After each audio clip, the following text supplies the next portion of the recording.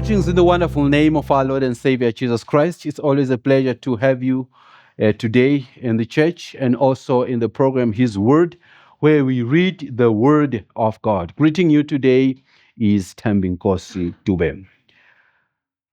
We are turning the Bible today to the book of Galatians, chapter 6. We'll just read one verse, which is verse 1.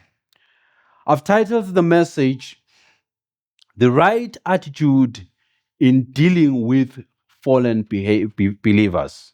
The right attitude in dealing with fallen believers. The Bible says in the book of Galatians, chapter 6, verse 1, Brethren, if a man is overtaken by any trespass, you who are spiritual, restore such a one in a spirit of gentleness, considering yourself, lest you also be tempted.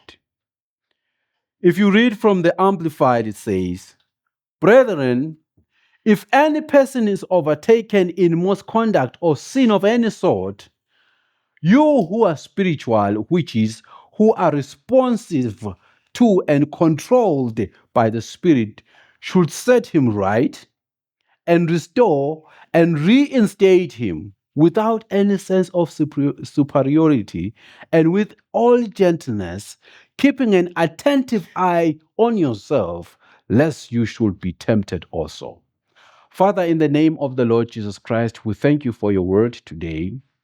There is a lot you want us to know and apply in our lives so we resemble your kingdom and we be people who have characteristics of those who are referred to as your sons and those who are referred to as people who are saved. Help us, Lord. May your Holy Spirit take control in all that we do now.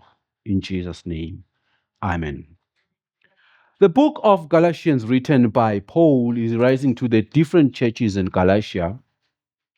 The tone of the book is a little bit a serious one. It's like there's something that is wrong that has happened. It's like Paul first preached and then left, and then when he returned or where he is, he hears that there are some false doctrines that are taking place in the place of Galatia, in the churches that are there. What is happening? There are people who are preaching the doctrine or the gospel of the law of Moses, that people have to be circumcised to be born again. In other words, they have to work out their salvation through the law of Moses. So his preaching on salvation is getting less effective, or it's jeopardized by what they are actually doing. They are preaching something that the people have not received. It's like they received the gospel when he preached the right gospel of salvation, but now these ones are clouding them. Galatians 5 verse 2 says, Indeed, I, Paul, say to you that if you became circumcised, or if you become circumcised, Christ will profit you nothing. So he has been preaching salvation just through faith only in Jesus Christ. He even says in chapter 5, verse 6, For in Christ Jesus neither circumcision or uncircumcision avails anything, but faith working through love. So these brethren are drifting from the true gospel of Christ. I preached previously, I think last month, where we talked about this gospel that is prevalent these days, where people are actually preaching a gospel that is focused on keeping the law. And seriously, we cannot keep the law. Some of us, they don't even know all the law of Moses. We cannot keep. So Jesus Christ brought the issue of salvation. He gave us the Holy Spirit such that we can live as he wants us to and as he expects from his people. But today, as I speak to you, there are people who are still speaking that you should do this, you should do this. The Bible, the Christian life is not about the don'ts and don'ts and this and this, but it is a gospel of believing in Jesus Christ and a gospel of listening or adhering to the leadership of the Holy Spirit. And it is the Holy Spirit that will teach you all things, as the Bible says in the Bible, in the book of John. So in chapter 5, Peter has talked about the contrast about people who live in the flesh and the people who live in the spirit, or who are filled with the Holy Spirit. So he exhorts the brethren, he encourages them that they walk in the spirit so they should not fulfill the desires of the heart, as said in Galatians chapter 5, verse 16, that we should walk in the spirit, and if we walk in the spirit, we will not fulfill the desires of the flesh. So what are the desires of the flesh? The desires of the flesh are those things that are against God's will. You talk about lies, you talk about fornication, you talk about stealing, you talk about all the songs, drunkenness. All those things are things that are against God. But he exhorts them to be filled with the Holy Spirit, and we will see the fruits of the Holy Spirit as listed in Galatians 5:22, where we're going to see love, joy, peace, gentleness, long suffering, kindness, goodness, faithfulness, gentleness, self-control. And the Bible says, against such there is no law. That's the good of living under the leadership of the Holy Spirit, that it surpasses the law. What the law could not say you should not do, but the Holy Spirit says, no, you should not do this. I've given the example several times, like it is said that if we are preaching the law, we can say men should not dress on men and women things, and women should not dress on the clothes for the men. That is in the law of Moses. But as a Swati, I know that men in our culture, they put on ema here and ema job. And that is a skirt. And we know very well that even if you go to Scotland, the men, they put on the Scotch skirt. So how do you deal with that? There are so many things that we confuse, but it is the Holy Spirit. Now it extends. We know that there are things, there's a trouser that I can wear that can reveal everything. You see those tight skins. That is still a male cloth. But what the Holy Spirit will say is that as you wear the trouser that morning, he will say, this is not how my child should dress. It's beyond the law, because the law says you should not wear what belongs to the woman. But I'm wearing a trouser which we say it belongs to men, but it's only that this trouser reveals everything. It's the same for a skirt. There are different ones. You can wear a skirt, but it can reveal everything, leading to people to lustful desires. There are many things. You can do a lot of things if you try to keep the law. There is always a loophole. But if you're living according to the Spirit, it will tell you to what you think you have a right to. It will say, no, this is not right. He will stop you even before you speak. So Paul is writing to the church in Galatia that you live by the Spirit. You'll be people who are filled with the Spirit, such that if you are full of the Spirit, you will not fulfill the lust of the flesh. Now, he's now getting to chapter 6 that we are reading. He's talking about brethren who have mistakenly trespassed. That's what the New King James Version. The Amplified says, who are taken by misconduct or sin of any sort. These are brethren who have fallen into sin. There are brethren that we have in the church. As we walk, some of them, they fall out of grace for many reasons. I like the way the New King James Version says, it's overtaken by any trespass. So if you are talking about overtaken by any trespass, it means it is not a deliberate falling away from grace.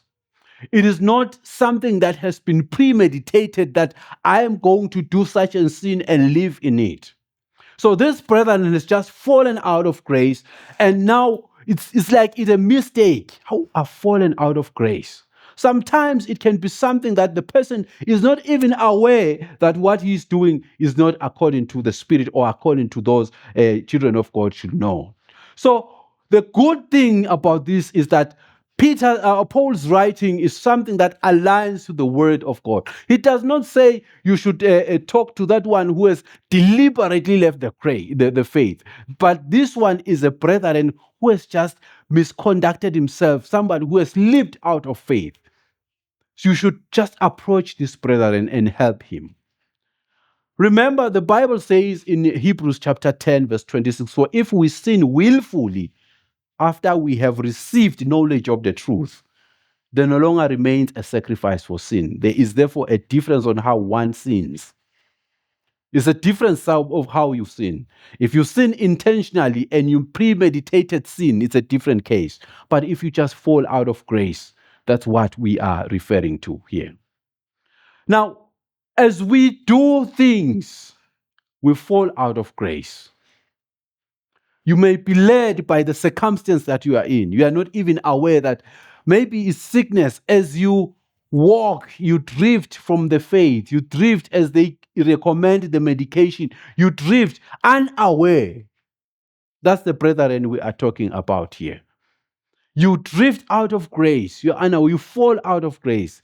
We, or brethren who are full of the Spirit, are supposed to do something to the brethren, not just to let him go and he maybe even die there.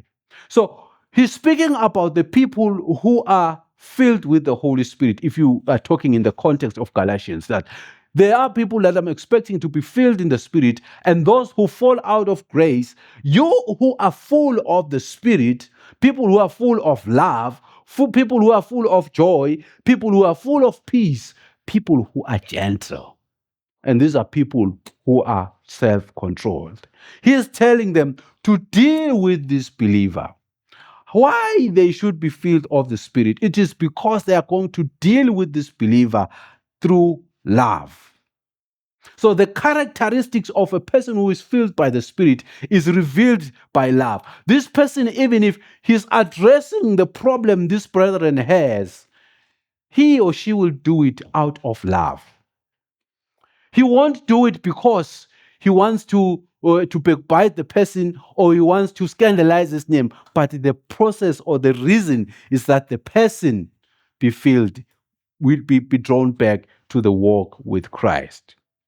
Now, who are the people who are matured or the people who are filled with the Spirit? Because here it says, you are filled with the Spirit, or you who are matured, you should assist this person. Now, we have to also understand that who or what are the characteristics of people who are filled with the Spirit, or people who are matured in Christ.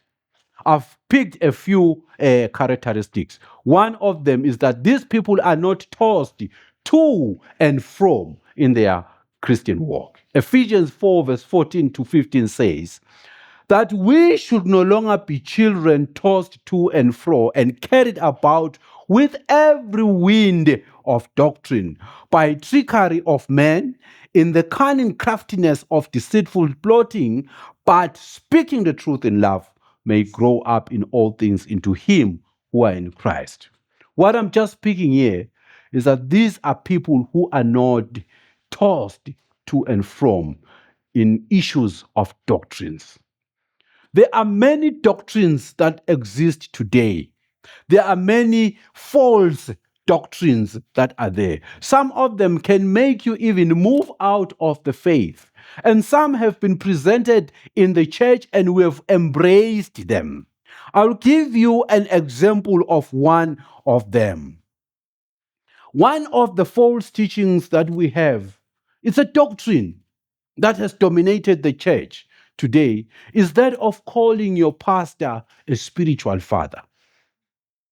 We have called people like myself a spiritual father, and it is so common, and that is a false doctrine. It's absolutely not biblical. Though Paul writes and says in the book of Timothy 1 verse 2, to Timothy, a true son in faith, he does not say, we don't hear anywhere where Timothy says, Paul, my father. And there's a very clear verse that we have in the book of Matthew chapter 23 verse 9 that says, do not call anyone on earth father, for one is your father, he who is in heaven. I know I'm a father to my sons. That's not what Jesus Christ was talking about here. But he was talking about the father that I'm going to explain. In the olden days, the rabbis, they taught the law of Moses to their sons, as in, because they would know the law, because of the age and experience and teachings from their previous generation, they will have sons under them and they will teach them the law of Moses. After teaching the law of Moses, they will become their students. They be their students, and those people, they would refer to the authoritative people or the rabbis as as their fathers.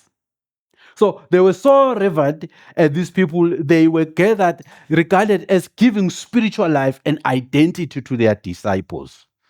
They were even regarded more important than biological fathers, as they were able to bring their decisions to the world to come, to their disciples, to the world to come. They were able to train them. So they were regarded as fathers. They referred to them as the fathers. Now, Jesus Christ, who was also a teacher of the word. So these disciples, they had an understanding that somebody who teaches people like this and makes disciples or people who follow him students, he's supposed to be called a father. So Jesus clearly qualified to be referred to as a father if we go according to this standard or this teaching. But Jesus Christ, knowing that there is only one father, because to be a father, you have to be a biological link between you and the person. You have to you have to own that person. There has to be a DNA. So it is only God who is the father of the spiritual people. He is only the only God who has the power to generate his people, to regenerate people. So he's only the Father. Jesus Christ knew that. So he did not want to take the position of the Father. But false doctrines that we have today have embraced this thing, and it's like everyone should have a spiritual father. I'm sorry to say, I'm not your spiritual father. I know some will say, I'm not preaching the gospel, but this is because it's a false teaching that has dominated the church. I'm not your spiritual father. Seriously, I'm not. I cannot give birth to you. Even for you to be saved, you had to be convicted by the Holy Spirit. I never did anything. I just preached the word and you were convicted and you accepted the Lord Jesus Christ. I'm only a servant who's supposed to serve in the presence of the Lord. So people who are spiritually filled, they find it hard to say to someone who are spiritually matured, they'll find it hard to say to someone who is just a pastor, a servant of God, an apostle, whatever you refer to him, or an elder, to be a spiritual father. Because they know that their father is God. This is just one of the false teachings that we have. The other thing that we know about spiritually mature people, they speak the truth in love. The book of Ephesians chapter 4, verse 15 in the epistle, the Bible says, but speaking the truth in love in all things, both in our speech and our lives, expressing the truth, let us grow up in all things into him who is the head of Christ. I just quoted this word, speaking the truth in love. The truth can be said in love and it can be said out of love. When it is said out of love, it is full of arrogance and self-righteousness. Matthew chapter 7 verse 4 reveals this. The Bible says, how can you say to your brother, let me remove the speck from your eye, and look, a plank is on your eye. Some other version says a log is on your eye. You are so able to see that you are doing wrong, yet you are the one who's doing it even worse. That is giving advice or speaking the truth out of love. So you see yourself as a righteous person. Rather than seeing the person, you see yourself in a better position and you think you are better. So if you don't have the love in truth, if you don't have the love, the spiritual gift, which is love, the sign of maturity, you are going to condemn the brethren who is falling out of grace. You will see him as somebody who is a devil or somebody who fails to obey God. But if you are speaking in love, you will do like Jesus Christ. The Bible talks about the woman who was the adulterous woman in the book of John chapter 8, verse 12. When the men, they brought her to Jesus Christ and said, this woman was found in the act of adultery. And according to the law of Moses, she's supposed to be stoned. Jesus, who was spiritually matured, spiritually full of the Holy Spirit, he knew that this lady needed assistance. He could have easily raised his voice and actually even stoned her, but Jesus Christ, full of the Spirit, matured in Christ. She just looked down and he wrote down and said, whoever is without sin, let him do it first. And when all have left, she said to her, you go and sin no more. Neither do I condemn you. That's the love of maturity. We have to show love. I also want to talk about Jesus Christ and the woman at the well in John 4. You see, the Bible is clear. I was really surprised when I was looking into this Bible text that there's a lot that is in this Bible text. Jesus Christ waited that this woman, he was alone. Jesus Christ was alone in the well. Actually, the disciples, the Bible says the disciples had gone to town. And Jesus was alone. And then this woman came. We see maturity. Jesus Christ had to address the woman's issue in a very matured way, private way. Instead of talking about her in the adulterous relationships in the presence of the wives, just to show that he is holy. Sometimes some people, they do it in the name of prophecy, and they speak all the bad things about you in the presence of your wife, of your children, in church, where, I mean, it's public. But Jesus Christ just talked to the woman privately. Why? Because Jesus Christ was full of the Spirit. He wanted to help this woman. He was doing what he was doing because he was full of love. He talked to the woman in private. And if you read the whole story, you can understand that there was no shouting here. And Jesus Christ, though he was holy, he did not reveal himself as the best. He just said, the water I will give you that you will drink, you will never thirst. It was the woman who saw the love and told, I've met someone who told me everything. That's the love that we have to have. The element of being full of the Spirit, even if a brethren has fallen from grace. I don't shout and even preach about him or her here, such that I reveal myself as a better brethren or somebody who is better in faith. Help the brethren, because it doesn't even help to scandalize his name in the presence of the people. So when the Bible says we who are full of the Spirit, that is we who are full of the right doctrine of Jesus Christ, and we who are full of love, matured in Christ, we should show that and talk to this brethren who has fallen from grace. Now, he then warns that even if you do that, be careful so you yourself, you don't even fall to be tempted. You are not immune from falling. We know young people who have started counseling other people, and it ended up in catastrophic situations. Someone will say, I will help this lady. Maybe I see that this lady has a problem spiritually. It starts well as a counseling, but at the end, you find that there's adultery that has actually occurred. They started well. They never were cautious of that. They can also fall into the temptation. No one is immune from falling into temptation or falling into sin. You know, if Jesus Christ was not someone who was full of the Spirit, when the devil came to tempt him in the book of Matthew, when he said, just throw yourself down and the angels will come. If Jesus Christ was not full of the Word and full of the Spirit, who could have easily agreed? He was tempted. So he was also exposed to what we experience in this life.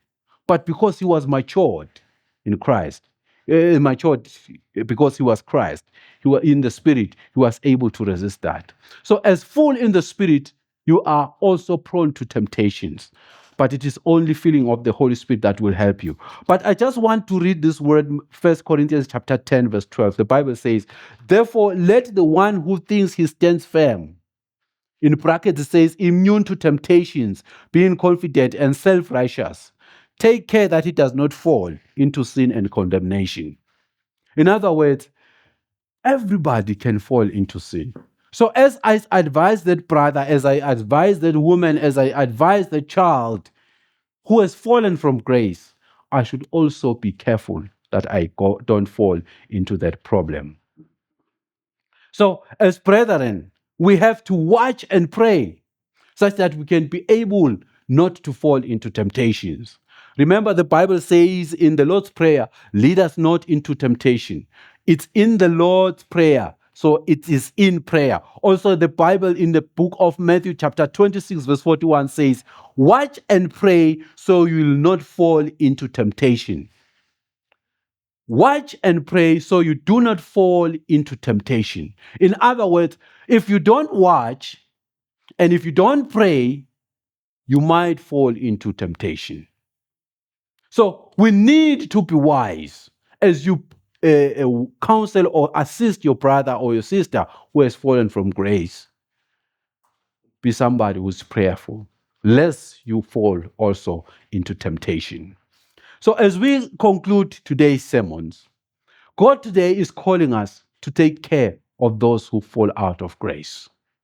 But as we do it, we also be careful not to lose our faith. We need to be matured in Christ, as the book of Galatians chapter 5 has said. And we should be full of the Spirit such that we walk according to the Spirit. It is also the Spirit who will tell us that whatever we're doing, we're not doing it right.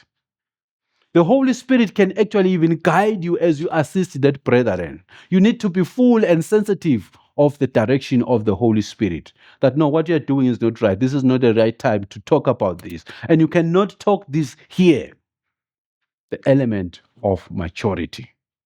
So today, the Bible is exhorting us to take care of each other. But as we take care of the others, let's also be careful that we don't fall out of grace. Whatever we do as we talk to those brethren who have fallen from grace, let's do it out of life, not out of love, not out of self-righteousness where we think we are at the better position. You know, you can see sometimes when you talk to someone that this person is talking to me because he thinks he's in a better position. And you just talk anyhow. You are not assisting the person, but you are making the situation worse. We need to be spiritually matured, so we can be able to do it out of love and also to be able to avoid those doctrines that will make us to give false advices. We should be people of the word and people who adhere to the leadership of the Holy Spirit. We also note that doing it does not mean you are righteous or immune to falling from grace. You need to be careful. In other words, we need to do it prayerfully. May the Lord help us as brethren. We need to care for each other as we are here and even outside. There are many people we interact with, some we know in the faith, some we know that they've drifted from the grace. It is our duty to bring them back. But as we do it, let's do it in a matured way. And as we do it, let's do it for God. But as we do it too, let's not portray our self-righteousness, and let's be careful that we don't also fall into that pit. Amen.